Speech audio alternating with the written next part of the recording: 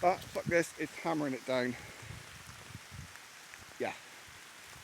Good old oak tree. Plenty of protection. Well, considering how horrendous that wind was, it survived, it kept me dry. I'm not Welsh, fuck off. I don't pay. Yeah, it is hammering it down. And of course, I didn't bring a waterproof jacket. So I figured if I'm walking around, I can just use the tarp as a poncho. That's why I didn't bother buying another poncho, because I don't need one. It's a rain tarp, does the same job. Yeah, standing here, I'm dry. Everywhere else, it's kind of pissy down. Dropping off a piss. It's always a damp patch. So that's the thing about being in a hammock if you're a bloke. Just get a little semi, lean over, cock out. Yeah, I'm surprised it survived as long as it did.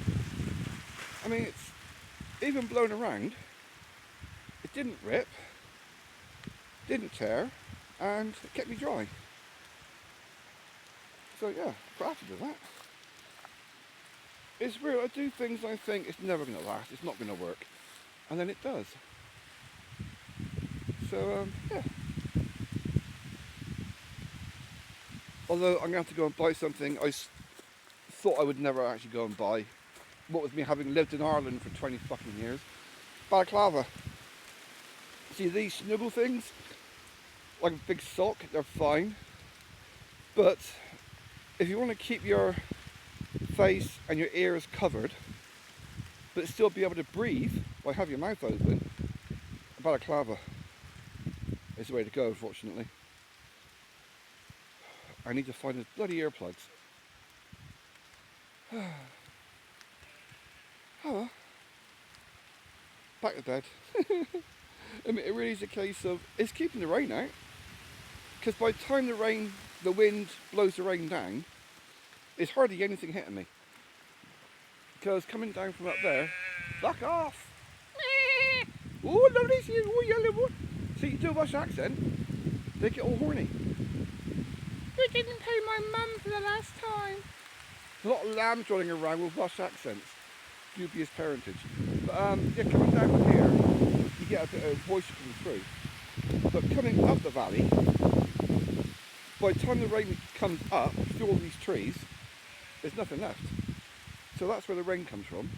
That's where the wind comes from. But yeah, the wind's fucking horrendous because it's mild now, very mild.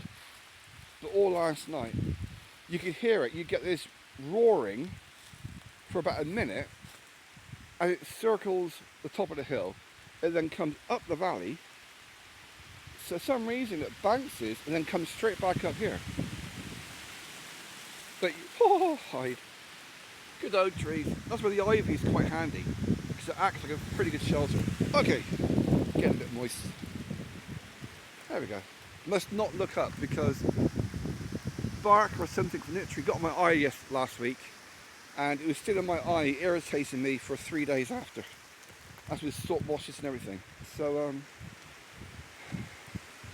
I'm not doing a bloody fire. It's too windy. For me to do a fire safely, I'd have to build that fire pit up at least double the height, at least, because that way there's less chance of the wood blowing out and setting fire to something down there. I mean, yes, it's been raining for a few days, but still.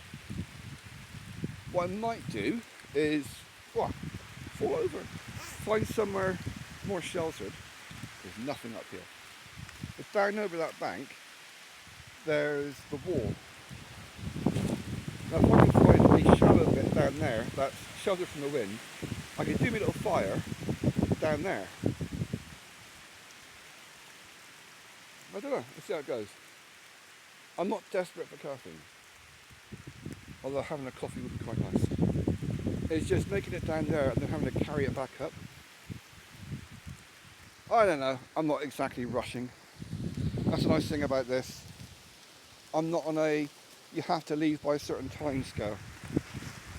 That's what you get in campsites. Main thing, keep the Bergen covered.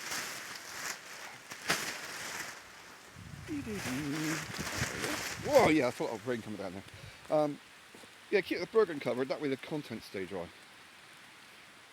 I mean, this thing I'm wearing, this army fleecy kind of thing, is water resistant, not waterproof. But it is 100% windproof. Oh well, this time.